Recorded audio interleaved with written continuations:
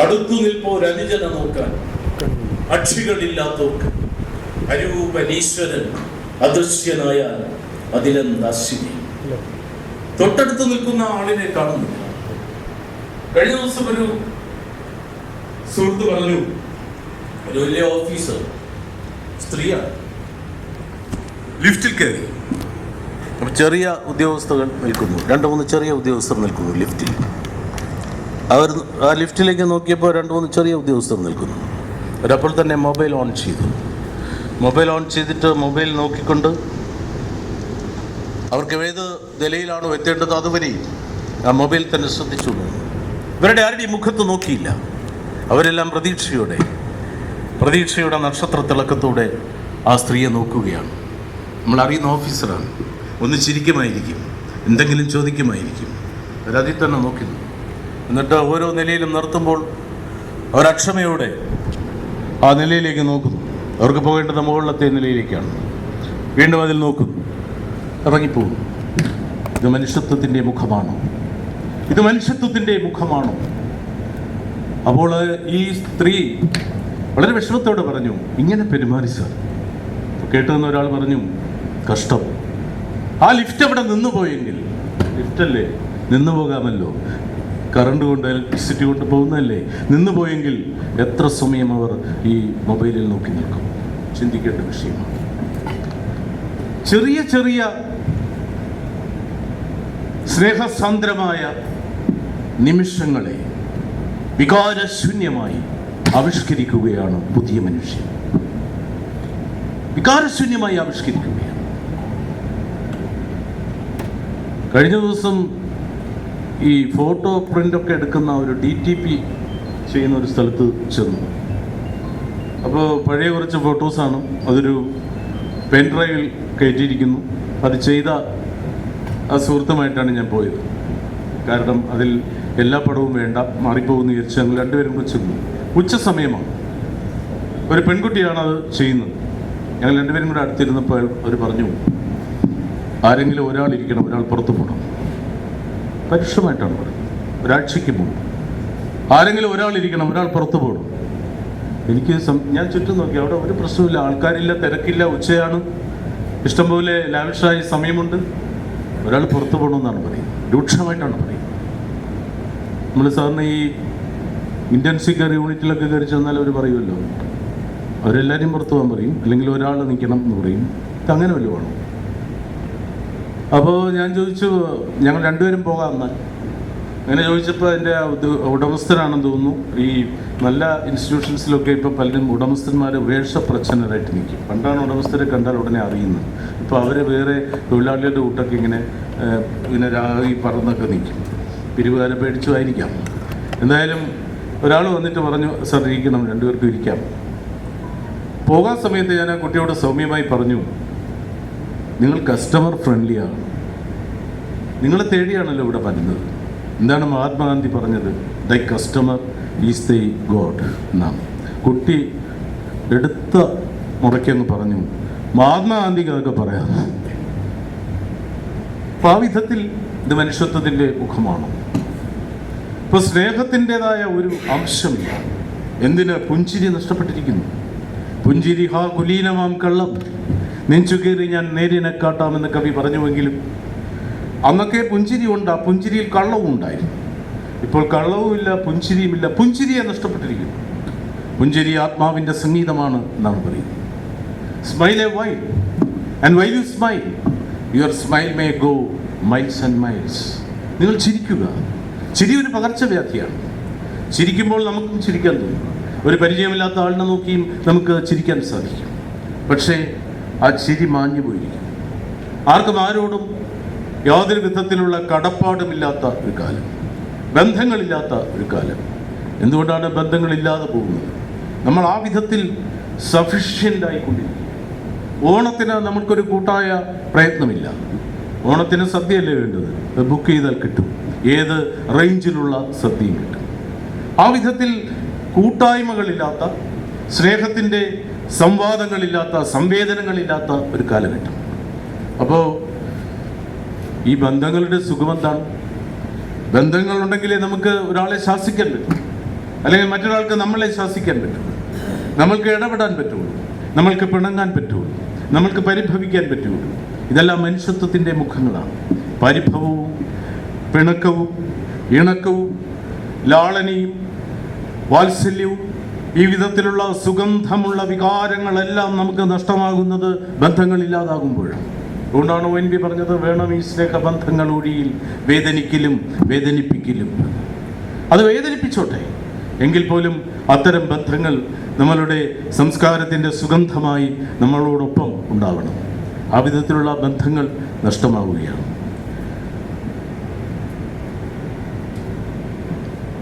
Window എന്ന് പറഞ്ഞിട്ടാണെന്ന് തോന്നുന്നു ഒരു കഥയുണ്ട്. 2 രോഗികൾ ഒരാശുപത്രിയിലെ ഒരു വാർഡിൽ കിടക്കുന്നു. വാർഡിലോ മുറിയിലോ. ക്യാൻസർ രോഗികളാണ്. ക്യാൻസർ വന്നു കഴിഞ്ഞാൽ, ഒരു ഘട്ടം കഴിഞ്ഞു കഴിഞ്ഞാൽ മരണം കാത്തൊരു കിടപ്പുണ്ട്. പാലിറ്റീവ് വാർഡ് എന്നാണ് ആ വാർഡിന് പറയുന്നത്. പിന്നെ ഒറ്റ ഡോക്ടറെ ചികിത്സിക്കാനുണ്ട്. ഒറ്റ ഡോക്ടർ, വിദഗ്ധൻ, വിചക്ഷണൻ, വർഗകാല വൈജാത്യമില്ലാത്തവൻ, ഒറ്റയാൻ, ഏതു നേരത്തും എത്തുവൻ. അങ്ങനെയുള്ള ഒരു ഒറ്റ ഡോക്ടറെ പ്രതീക്ഷിച്ച് ഈ 2 രോഗികളും കിടക്കുന്നു. അതിൽ ഒരു രോഗി ജാലകത്തിനടുത്തുള്ള ബെഡിലാണ് കിടക്കുന്നത്.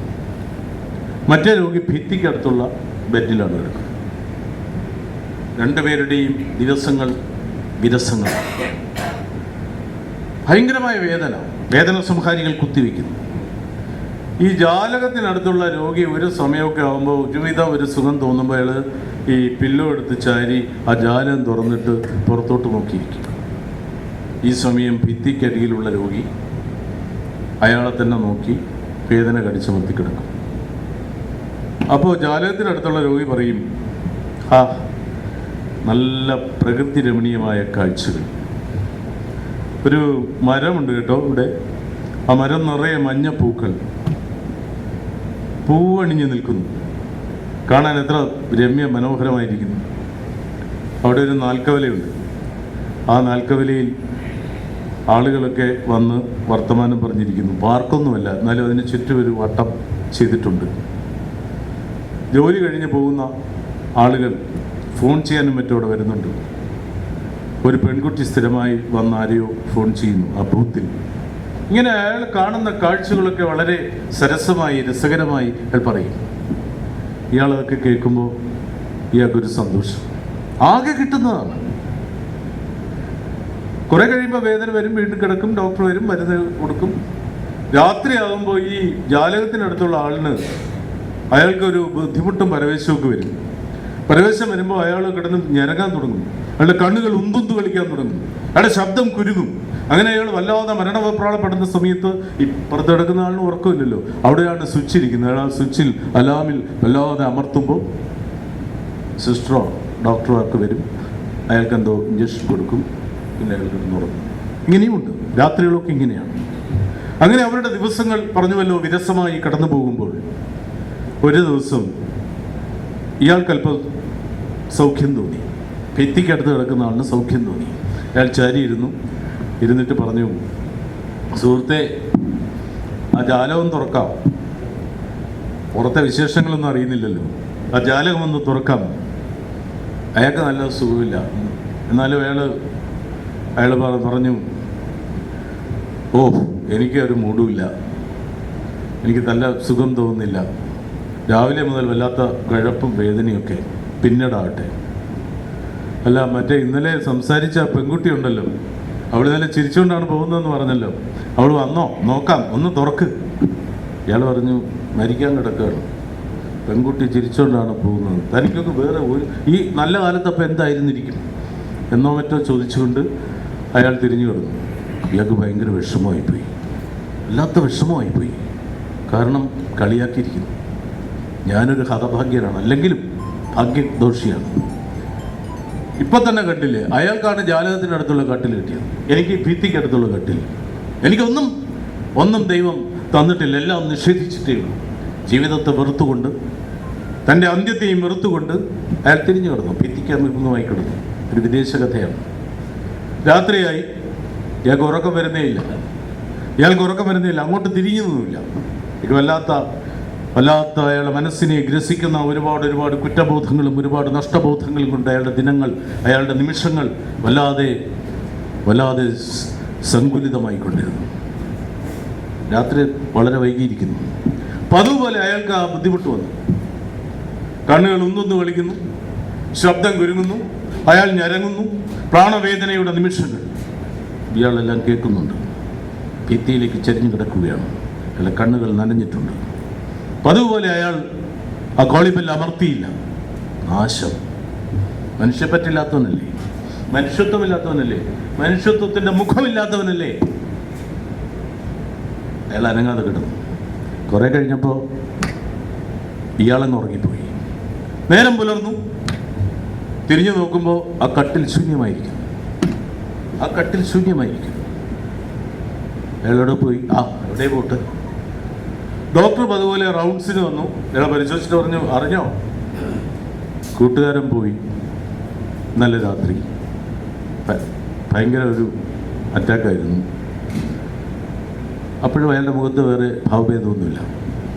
ഡോക്ടർ തിരിഞ്ഞു പോകുമ്പോൾ അയാൾ വിളിച്ചു, ഡോക്ടർ, എന്താണ്, എന്നെ ആ ബെഡിലേക്കൊന്ന് മാറ്റിക്കിടത്താമോ? അവസാനത്തെ ആഗ്രഹമാണ്. എന്നെ ആ ബെഡിലേക്കൊന്ന് മാറ്റിക്കിടത്താമോ? ഡോക്ടർ സിസ്റ്ററോട് പറഞ്ഞ് മാറ്റിക്കിടത്താൻ പറഞ്ഞു. ഇയാളെ അങ്ങോട്ട് മാറ്റിക്കിടത്തി. പുതപ്പൊക്കെ വിരിച്ച് ഭദ്രമാക്കി ട്രിപ്പൊക്കെ കൊടുത്തിട്ട് സിസ്റ്റർ പോയതും ഇയാൾ പുതപ്പൊക്കെ മാറ്റി ചാരിയിരുന്നു. ജാലകം തുറന്നിടുമ്പോൾ അജ്ഞാതനായ കഥാകൃത്ത് പറയുന്നു, ജാലകം തുറന്നിടുമ്പോൾ പുറത്ത് മഞ്ഞപ്പൂക്കൾ നിറഞ്ഞ ആ മഹാവൃക്ഷമില്ലേ, സൗന്ദര്യത്തിൻ്റെ മൂർത്തീകരണമായ മഹാവൃക്ഷം, അതവിടെ ഇല്ല. ആ നാൽക്കവലയില്ല, ആളുകൾ ആരുമില്ല. ഒരു നരച്ച ഭിത്തി, അതിൻ്റെ അടുത്തൂടെ ഒഴുകുന്ന ഡ്രെയിനേജിൻ്റെ ഓട അത്രമാത്രം. അയാൾ ആ ഓടയിലേക്ക് നോക്കി, ആ നരച്ച ഭിത്തിയിലേക്ക് നോക്കി. ഇയാളുടെ മനസ്സിൽ സന്തോഷം വരാൻ വേണ്ടി ഭാവനയിൽ നിന്ന് ആ പെൺകുട്ടിയെക്കുറിച്ചും അവിടെ വരുന്ന ആളുകളെക്കുറിച്ചും ആ കൊന്നമരത്തെക്കുറിച്ചും പറയുകയായിരുന്നു. നോക്കണം, ഇതാണ് മനുഷ്യത്വം, ഇതാണ് സ്നേഹത്തിൻ്റെ മുഖം, ഇതാണ് നന്മയുടെ രൂപം. വെന്തരിഞ്ഞാലും മണക്കുന്നു ചന്ദനം, വെൺതിങ്കൾ കാറടിച്ചാലും വിലസുന്നു. അങ്ങനെയാവണം മനുഷ്യ ജീവിതം. വെന്തെരിയുമ്പോഴും എരിഞ്ഞടങ്ങുമ്പോഴും ചന്ദനം സുഗന്ധം പ്രദാനം ചെയ്യുകയാണ്, മറ്റുള്ളവർക്ക് സുഗന്ധം നൽകുകയാണ്. കാറടിക്കുമ്പോഴും വെൺതിങ്കൾ വിലസുകയാണ്. പരോപകാരമാണ് മനുഷ്യജീവിതത്തിൻ്റെ ഏറ്റവും വലിയ ധന്യത എന്ന് പറയുന്നത്, ഏറ്റവും വലിയ നന്മയെന്ന് പറയുന്നത്. അന്യജീവൻ ഉതകി സ്വജീവിതം ധന്യമാക്കും അമലേ വിവേകികൾ. മറ്റൊരാളുടെ ജീവിതത്തിന് നന്മ പകരുമ്പോഴാണ് നമ്മുടെ ജീവിതം ധന്യമാകും. ദ പർപ്പസ് ഓഫ് ലൈഫ് എന്ന് ഒരു പുസ്തകമുണ്ട്. പർപ്പസ് ഓഫ് ലൈഫ് എന്ന് പറയുന്നത് ടു ലീവ് ഹാപ്പിലി എന്നല്ല, to be great, to be honoured, to be useful. നമ്മൾ മറ്റൊരാൾക്ക് യൂസ്ഫുൾ ആവണം. Be the reason of others smiles എന്നാണ്. മറ്റുള്ളവരുടെ പുഞ്ചിരിക്ക് നമ്മൾ കാരണമാകണം. മറ്റുള്ളവരാൽ സ്നേഹിക്കപ്പെടണം. നമ്മുടെ ഇന്ത്യൻ കോൺസെപ്റ്റും വെസ്റ്റേൺ കോൺസെപ്റ്റും തമ്മിലുള്ള വ്യത്യാസം എന്താണ്? വെസ്റ്റേൺ കോൺസെപ്റ്റ് എന്ന് പറഞ്ഞാൽ നമ്മളെ എത്ര പേർ സ്നേഹിക്കുന്നുണ്ടോ, നമ്മളെ എത്ര പേർ ആരാധിക്കുന്നുണ്ടോ, അതാണ് നമ്മുടെ മഹത്വം എന്നുള്ളതാണ് വെസ്റ്റേൺ കോൺസെപ്റ്റ്. പക്ഷേ ഭാരതീയ തത്വചിന്തയിൽ അധിഷ്ഠിതമായ ആധാരമായ ചിന്താധാര എന്ന് പറയുന്നത് നമ്മൾക്ക് എത്ര പേരെ സ്നേഹിക്കാൻ കഴിയുന്നു എന്നുള്ളത്. നമ്മൾ എത്ര പേരെ സ്നേഹിക്കുന്നു. എന്തുകൊണ്ടാണ് ഈ സെലിബ്രിറ്റീസ് എന്ന് പറയുന്നവർ, വലിയ വലിയ സൂപ്പർ സ്റ്റാറുകൾ അല്ലേ, വലിയ ഹോളിവുഡ് നടന്മാർ, അവരൊക്കെ ഒരു സമൂഹത്തിൽ വരുമ്പോൾ, ഒരു വലിയ ജനക്കൂട്ടത്തിനിടയിൽ വരുമ്പോൾ ദേ ഫീൽ ട്രബിൾഡ്, അവർ അസ്വസ്ഥരാകുന്നു. അവർക്ക് ആ ഒരു സൗഖ്യം കിട്ടുന്നില്ല. ജനക്കൂട്ടം കൈയടിക്കുമ്പോഴും ജനക്കൂട്ടം അവരെ ആരാധിക്കുമ്പോഴും അവരൊരു ഉത്സവ മൂഡിൽ ഇങ്ങനെ നിൽക്കുമ്പോഴും ദേ ഫീൽ ഇറിറ്റേറ്റഡ് സംവാട്ട്, കുറച്ച് അസ്വസ്ഥരാകുന്നതുകൊണ്ട്. അവർക്ക് അവരെ അറിയില്ല, ഇയാൾക്ക് അവരെ അറിയില്ല, അവർക്ക് ഇയാളെ അറിയാം. എനിക്ക് സന്തോഷം തോന്നുന്നത് എനിക്കിവിടെ പല മുഖങ്ങളെയും അറിയാമെന്നുള്ളത് കൊണ്ടാണ്. So I feel comfortable. എനിക്ക് സ്വസ്ഥത തോന്നുകയാണ്, സൗഖ്യം തോന്നുകയാണ്, സന്തോഷം തോന്നുകയാണ്. പക്ഷെ നമ്മളെ അറിയാത്ത ആളുകളെ അവർ നമ്മളെ ആരാധിച്ചത് കൊണ്ട് അർത്ഥമില്ല. ഇതൊരു അന്യോന്യമായ വൈകാരികമായ ചങ്ങലയാണ്, ബന്ധനമാണ്. ആ ബന്ധനമാണ് സ്നേഹം എന്ന് പറയുന്നത്. അപ്പോൾ ഇവിടെ സ്നേഹത്തിൻ്റെ മൂർത്തമായ ഭാവങ്ങളെക്കുറിച്ച് നമ്മൾ ആ ഭാവങ്ങളുടെ പാളങ്ങളിൽ നിന്ന് മാറി മാറി പോയിക്കൊണ്ടിരിക്കുകയാണ്, മാറി മാറി നീങ്ങുകയാണ്. എല്ലാ ആളുകളും ഓരോരോ തിരക്കിൽ. നമുക്കിപ്പോൾ സ്വാർത്ഥതയുടെയും അല്ലെങ്കിൽ നമ്മളുടെ ഒരു ഏകാന്തതയുടെയും ഒരു തടവറ സൃഷ്ടിക്കുവാൻ ഒരുപാട് സാങ്കേതിക സൗകര്യങ്ങളുണ്ട്. ഏറ്റവും വലിയ സാങ്കേതിക സൗകര്യമാണ് ഇപ്പോഴത്തെ ഈ സ്മാർട്ട് ഫോണുകൾ വളരെ സാങ്കേതിക സൗകര്യമാണ്. കഴിഞ്ഞ ദിവസം ഒരു അൾട്രാസൗണ്ട് സ്കാൻ എടുക്കാൻ വേണ്ടി ഞാനൊരു ലാബിൽ പോയി. ഞാൻ 5 വർഷം നമ്മുടെ ആരോഗ്യവകുപ്പിൻ്റെ അഡീഷണൽ സെക്രട്ടറി ആയിരുന്ന ആളാണ്. ഈ 5 വർഷക്കാലം എന്ന് പറയുന്നത് ദീർഘമായ കാലമാണ്. എനിക്ക് മാത്രം കിട്ടിയ ഒരു സൗഭാഗ്യമാണ്. കാരണം ഒരു വർഷം കഴിയുമ്പോൾ തന്നെ മാറിപ്പോവും. എന്തോ ഈശ്വര കാരുണ്യം കൊണ്ട് 5 വർഷം ഇരിക്കുകയാണ്. അതുകൊണ്ട് ഇവിടുത്തെ മിക്ക ലാബുകളുമായും ലാബ് ഉടമസ്ഥന്മാരുമായി ബന്ധമുണ്ട്. എന്നിരിക്കെ ഞാൻ ആരെയും വിളിച്ചു പറയാതെ തികച്ചും അജ്ഞാതനായി ലാബിൽ ചെന്നപ്പോൾ അവിടെ ഇരിക്കുന്ന ഫ്രണ്ട് ഓഫീസിലിരിക്കുന്ന പെൺകുട്ടി ഉൾപ്പെടെ ഉള്ളവർ വളരെ വളരെ ധാർഷ്ട്യത്തോടെയാണ് പെരുമാറുന്നത്. അപ്പം ഞാൻ പറഞ്ഞു, എനിക്ക് വേഗം തിരിച്ചു പോകണം, എനിക്കൊരു സമയം തരണം. അത് നേരത്തെ ബുക്ക് ചെയ്യാത്തതാണ്. ഇപ്പോൾ വന്നിട്ട് ഇപ്പോൾ പോകണമെന്നൊക്കെ പറയുന്നത് എന്തൊരു മര്യാദയാണ്. അത് നമുക്ക് ബുദ്ധിമുട്ടാണ്. ഒരു കാര്യം ചെയ്യൂ. അപ്പോൾ ഞാൻ പറഞ്ഞു, അല്ലെങ്കിൽ ഞാൻ സഞ്ജീവിനെ വിളിക്കാം എന്ന് പറഞ്ഞപ്പോൾ, രക്ഷയില്ലാത്തതുകൊണ്ടാണ് സഞ്ജീവിൻ്റെ പേര് പറഞ്ഞത്. സഞ്ജീവിനെ വിളിക്കാമെന്ന് പറഞ്ഞപ്പോൾ പുള്ളിക്കാരിക്ക് എന്തോ കത്തി. പുള്ളിക്കാരി പറഞ്ഞു നോക്കട്ടെ. അത് പോയി പറഞ്ഞു. പിന്നെ സാർ ഇരിക്കണമെന്നായി അകത്തോട്ട് കൊണ്ട് വിട്ടു. വെള്ളമെല്ലാം കുടിച്ചെങ്കിരിക്കുകയാണ്. അവസാനം എൻ്റെ പേര് വിളിച്ചു. അങ്ങനെയാണല്ലോ. അപ്പോൾ ഈ നേരത്തെ പറഞ്ഞ ഡോക്ടർ ശൂരനാട് കുഞ്ഞമ്പിള്ള, ലോകം മുഴുവൻ ആരാധിക്കുന്ന ഡോക്ടർ ശൂരനാട് കുഞ്ഞമ്പിള്ള, അദ്ദേഹം ഒരു ലാബിൽ ചെന്നാലും കുഞ്ഞമ്പിള്ള എന്നേ വിളിക്കുകയുള്ളൂ. കുഞ്ഞമ്പിള്ള ഉണ്ടോ എന്നേ വിളിക്കുകയുള്ളൂ. അത് ഇവിടുത്തെ ഒരു നീതി നിർവഹണമാണ്, ഏത് തത്വശാസ്ത്രമാണെന്ന് എനിക്കിതുവരെ പിടിയിട്ടിട്ടില്ല. ആ കുഞ്ഞമ്പിള്ളക്കറി വർഷമൊന്നും പറയുള്ളൂ. അപ്പോൾ അത് വിളിച്ചു. അകത്ത് ചെന്നപ്പോൾ ഒരു ഇരുണ്ട മുറി കയറി കിടക്കാൻ പറഞ്ഞു. പക്ഷേ അവിടെ സഹായിയായി നിൽക്കുന്ന പെൺകുട്ടിക്ക് എന്തോ ഒരു താല്പര്യം, ഒരു മനുഷ്യത്വത്തിൻ്റെ മുഖം അവളുടെ മുഖത്ത് നോക്കിയപ്പോൾ അവൾ പറഞ്ഞു, സാർ ഷർട്ട് ഊരി അവിടെ ഇടണം. ഷർട്ട് ഊരി അവിടെ ഇട്ടു. പിന്നെ ഒരു ചെറിയ തോർത്ത് പോലെ എന്ന് പറഞ്ഞു, അത് മുണ്ടിൻ്റെ പുറത്തോട്ട് വെച്ചോണം. അതും വെച്ചു കിടക്കാൻ പറഞ്ഞു. അപ്പോൾ ഈ ടെക്നീഷ്യനാണോ ഡോക്ടറാണോ സയൻറ്റിസ്റ്റാണോ ആരാണെന്നറിയില്ല, ഒരു പെൺകുട്ടി അവിടെ ഇരിപ്പുണ്ട്. ആ പുള്ളിക്കാരി ഇങ്ങനെ ഒരു ജന്തു കയറിയതോ കിടക്കുന്നതോ നോക്കാതെ പുള്ളിക്കാരി മൊബൈലിൽ വാട്സാപ്പായിരിക്കും നോക്കിക്കൊണ്ടിരിക്കുകയാണ്. ഞാൻ കിടന്നു. 1-2 മിനിറ്റായി. അവിടെ ഭയങ്കര തിരക്കെന്നാണ് പറഞ്ഞത്. ഈ പുള്ളിക്കാരി ഇത് തന്നെ നോക്കിയിരിക്കുകയാണ്, വാട്സാപ്പ് തന്നെ നോക്കിയിരിക്കുകയാണ്. ലാബ് ഇട്ടിട്ടുള്ള ആരെങ്കിലും ഇവിടെ ഉണ്ടെങ്കിലും ഞാനത് പൂർത്തിയാക്കും. അതായത് പുള്ളിക്കാരി എഴുന്നേറ്റ് എൻ്റെ അടുത്ത് വന്നു. എന്നിട്ട് പറഞ്ഞു, എന്താണ് ബുദ്ധിമുട്ടൊന്നുമില്ല, ഒരു ടെസ്റ്റ് എടുക്കാം. എന്തോ ഒരു സാധനം കൊണ്ട് അമർത്തിയിട്ട് എന്തൊക്കെയോ വിളിച്ചു പറയുന്നു. കിഡ്നി 15 × 22 × 72 × 82 എന്ന് പറയുന്നു. Right kidney. അപ്പോൾ ആ പറച്ചിലും ആ അന്തരീക്ഷവും, ഒരു രോഗം ഇല്ലാതെ പോയതുകൊണ്ട് എനിക്ക് പിന്നെയും പിടിച്ചിരിക്കാൻ പറ്റി.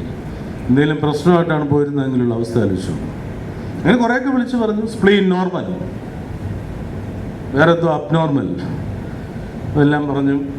അത് മനസ്സിലാകാത്ത ഭാഷയിൽ, സാങ്കേതികത്വത്തിൻ്റെ സജ്ഞയിൽ എല്ലാം പറഞ്ഞിട്ട് പറഞ്ഞു, യൂറിൻ പാസ് ചെയ്യണോ? ഇപ്പോൾ വേണ്ട. അല്ല, പാസ് ചെയ്യണമെങ്കിൽ പാസ് ചെയ്തിട്ട് വരും, വേഗം വരണം.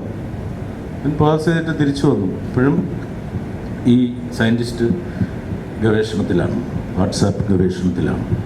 വീണ്ടും 1-2 മിനിറ്റ് കഴിഞ്ഞ് എഴുന്നേറ്റ് വന്നു. ഒരു 2 ഞെക്കൂടെ എനിക്ക് വേറെന്തോ വിളിച്ച് പറഞ്ഞു. കഴിഞ്ഞു. എൻ്റെ ചോദ്യം അതല്ല, എന്താ മനുഷ്യത്വത്തിൻ്റെ മുഖം അവർക്ക് നഷ്ടമാകുന്നത്? ആതുര ശുശ്രൂഷയുടെ രംഗമല്ലേ ഇത്? വൈദ്യശാസ്ത്രം എന്ന് തിരഞ്ഞെടുത്ത് വരുന്നവർ, ആ രംഗത്ത് പ്രവർത്തിക്കുന്നവർ, ഇത് ഗവൺമെൻറ്റും അല്ല, പ്രൈവറ്റാണ്. എന്താ ഇങ്ങനെ ആയിപ്പോകുന്നു? മനുഷ്യത്വത്തിൻ്റെ മുഖങ്ങൾ എന്ന് പറയുന്ന വിഷയം ചർച്ച ചെയ്യുമ്പോൾ ഇന്ന് നിലനിൽക്കുന്ന എല്ലാ വിഷയങ്ങളുടെയും ഉന്നതിയിൽ നിൽക്കുന്ന സമൂർത്തമായ ഒരു വിഷയമാണിതെന്ന് ഞാനിവിടെ അറിയിക്കുകയാണ്. എന്തുകൊണ്ട് ആതുര ശുശ്രൂഷ രംഗത്ത് നിൽക്കുന്നവർ ഇങ്ങനെയായി പോകുന്നു? എന്തുകൊണ്ട് അവർക്ക് സ്നേഹത്തോടെ പെരുമാറാൻ കഴിയാതെ? ഞാൻ സെക്രട്ടേറിയറ്റ് വന്ന കാലത്ത് IMGയിൽ ഒരു ട്രെയിനിങ് ഉണ്ടായി, ബേസിക് ട്രെയിനിങ്. അപ്പോൾ അവിടെ റാപ്പോ ബിൽഡിംഗ് എന്ന് പറഞ്ഞൊരു വിഷയത്തെക്കുറിച്ച് പൊക്കം കുറഞ്ഞൊരു അധ്യാപകൻ പഠിപ്പിച്ച, അദ്ദേഹം മൺമറഞ്ഞിട്ട് വർഷങ്ങളായി. ആ വാക്കുകൾ ഇന്നും എൻ്റെ മനസ്സിൽ ഇങ്ങനെ ഇരമ്പി പറയുകയാണ്. അദ്ദേഹം എന്താ പറഞ്ഞതെന്നറിയാമോ? വളരെ നിസ്സാരമായ കാര്യങ്ങളാണ് പറഞ്ഞത്, സരസമായിട്ടാണ് പറഞ്ഞത്. നിങ്ങളെ ചിലപ്പോൾ റിസപ്ഷനിൽ പോസ്റ്റ് ചെയ്യും. റിസപ്ഷൻ ഓഫീസർ അങ്ങനൊരു പോസ്റ്റുണ്ട്, അത് ഗസറ്റഡ് പോസ്റ്റും അല്ല. റിസപ്ഷനിൽ പോസ്റ്റ് ചെയ്യുമ്പോൾ റിസപ്ഷൻ എന്താ വേണ്ടത്? റിസീവ് ചെയ്യണം. റിസീവ് ചെയ്യുമ്പോൾ നമ്മൾ ഒരു സ്നേഹത്തിൻ്റെ റേഡിയേഷൻ ഉണ്ടാവണം, ഒരു വെൽക്കമിങ് മൂഡ് ഉണ്ടാവണം, വെൽക്കമിങ് മൂഡ്. അതുകൊണ്ടാണ് നിങ്ങൾ അവിടെ പോസ്റ്റ് ചെയ്യുന്നത്. അങ്ങനെ പോസ്റ്റ് ചെയ്യുമ്പോൾ പലരും വരും. സെക്രട്ടേറിയറ്റിൻ്റെ റൂൾ അനുസരിച്ച് 3 മണിക്ക് ശേഷമാണ് സന്ദർശകർക്ക് അനുവാദം കൊടുക്കുന്നത്. അപ്പോൾ ഒരു പ്രായമുള്ള ആൾ, ഒരു അമ്മാവൻ, ഒരു 11:30 മണിക്ക് കയറി വന്നു. നിങ്ങൾക്ക് അയാളോട് 2 രീതിയിൽ പ്രതികരിക്കാം. അദ്ദേഹം പറഞ്ഞു തന്നാ. ഒന്ന്, എന്താ ഈ മറ്റേ സയൻറ്റിസ്റ്റ് ചോദിച്ച പോലെ, എന്താ പാസ് വേണമായിരുന്നു, അക്ഷരം അറിയാമോ? അക്ഷരം അറിയാമോ? എഴുത്തും വായനയും അറിയാമോ? അറിയാം. ബോർഡ് നോക്കണം, അവിടെ എഴുതി വെച്ചിട്ടുണ്ട് പാസ് സമയം 3 മണി മുതൽ. വാച്ച് ഓടുമോ? ഓടും. സമയം നോക്കണം 11:30. പിന്നെ അയാളെ രൂക്ഷമായിട്ട് നോക്കുകയാണ്. അയാളത് ഞാനല്ലേ എന്നും പറഞ്ഞങ്ങ് പോവുകയാണ്. This is on way of communication. ഇങ്ങനെയാണ് പലതും ചെയ്യുന്നത്. പക്ഷേ അദ്ദേഹം മറ്റൊരു വഴി പറഞ്ഞത്, അദ്ദേഹത്തോട് ചോദിക്കുക, പ്രായമായ ആളല്ലേ, രാവിലെയുള്ള ട്രെയിനിൽ വന്നതായിരിക്കും, ദൂരെ നിന്ന് വരുന്നതായിരിക്കും, ചോദിക്കുക, എവിടെ നിന്ന് വരുന്നു? ഞാൻ റാന്നിയിൽ നിന്ന് വരുന്നു. ട്രെയിനില്ല, ബസ്സിൽ വന്നു. ഇവൻ്റെ ഒരു അനന്തരവൻ കൂടെ ഉണ്ടായിരുന്നു, അയാളുടെ കാറിൽ കൊട്ടാരക്കര വരെ വന്നു, പിന്നെ അവിടെ നിന്ന് ബസ്സിൽ വന്നു. അത് 3 മണിക്ക് ശേഷമാണ് പാസ് കൊടുക്കുന്നത്. അങ്ങനെയാണ് ഇവിടുത്തെ ഒരു നിയമം. ഒരു കാര്യം ചെയ്യും, ഇവിടെ വേറെ എവിടെയെങ്കിലും പോകാനുണ്ടോ? AG's ഓഫീസിൽ എന്തെങ്കിലും പോകാനുണ്ടോ? അപ്പോഴാണ് പുള്ളിക്ക് ഒരു ഓർമ്മ വന്നത്, AG's ഓഫീസിൽ പോകാനുണ്ട്. അപ്പം അവിടെ പോയിട്ട് അതൊക്കെ കഴിഞ്ഞിട്ട് ഒരു 2:50 ആകുമ്പോൾ വന്നാൽ മതി. ഒരു കാര്യം ചെയ്യാം, പേര് പറഞ്ഞു, സ്ഥലം, ആരെയാണ് കാണേണ്ടത്, ഞാനിവിടെ എഴുതി വെച്ചേക്കാം, പാസ് എഴുതി വെച്ചേക്കാം, ക്യൂവിൽ നിൽക്കണ്ട. 2:50 വരുമ്പോൾ വലിയ ക്യൂ ആയിരിക്കും, അതിലൊന്നും നിൽക്കണ്ട, നേരെ ഇങ്ങ് വന്നാൽ മതി. ഞാനില്ലെങ്കിലും ചോദിച്ചാൽ മതി, ഗോപാലമേനോൻ ചോദിച്ചാൽ മതി, ഞാൻ പാസ് എഴുതി വെച്ചേക്കാം. അത് സന്തോഷത്തോടെ തിരിച്ചു പോകും. This is on way of communication. അപ്പോൾ റാപ്പോ അവിടെ വന്നു കഴിഞ്ഞു, ഒരു ഹൃദയബന്ധം വന്നു കഴിയും. ചിലപ്പോൾ അമ്മാവൻ നിന്ന് ചോദിക്കും, മോൻ്റെ പേര്, എവിടെ താമസിക്കുന്നു എന്നൊക്കെ ചോദിച്ചെന്നും ഇരിക്കും. അതെ, മറ്റൊരു ഉദാഹരണം പറഞ്ഞു. റോഡിലൂടെ പോകുന്നു, ഓവർ ബ്രിഡ്ജിൻ്റെ എവിടെയാണ്, ട്രെയിനിൽ പോകണം. അപ്പോൾ നമുക്ക് സമയം അറിയണം, ട്രെയിൻ പോകാറായോ അറിയണം. നമ്മൾ വഴിയിരിക്കുന്ന കണ്ട ഒരാളിനോട്, ആരെയും അറിഞ്ഞൂടല്ലോ, എല്ലാവരും അപരിചിതരാണ്. ഒരാളെ കണ്ടിട്ട് ചോദിച്ചു, ഹലോ കണ്ണാടി, പേരറിഞ്ഞൂടാത്തതുകൊണ്ട് കണ്ണാടി എന്ന് വിളിച്ചു.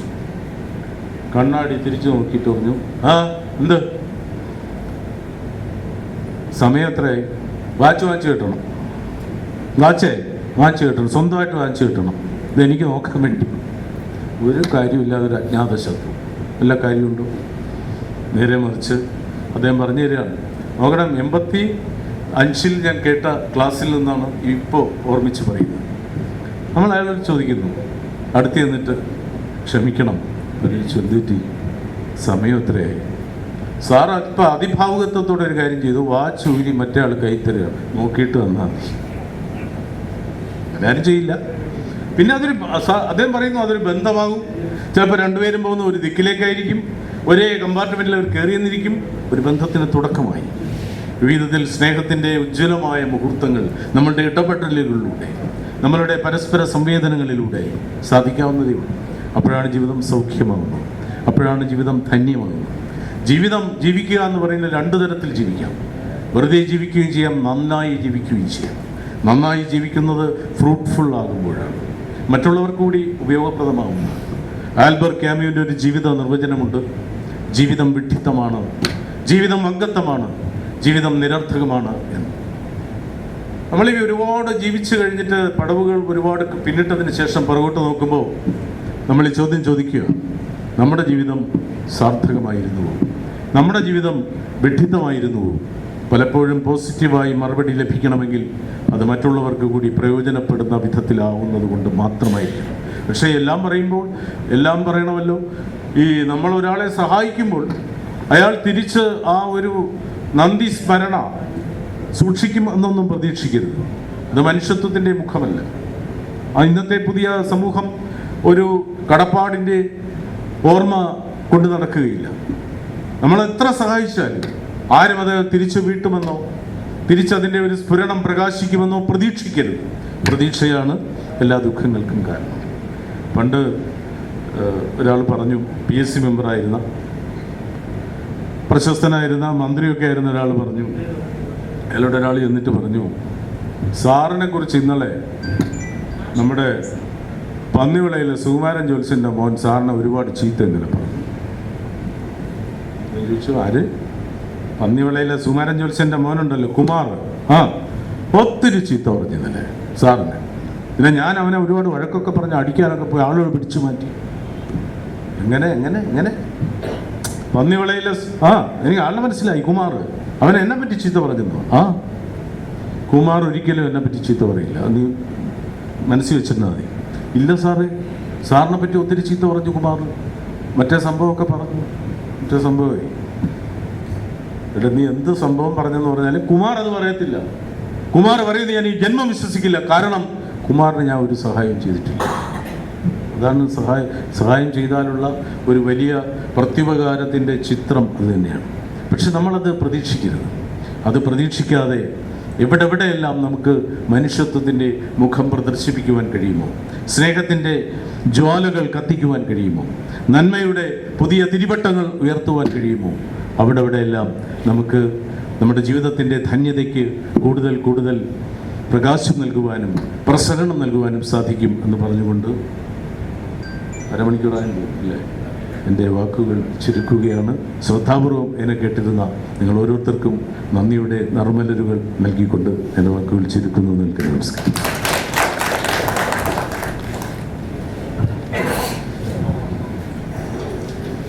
മനുഷ്യത്വം ഒരു മൂല്യമാണ്.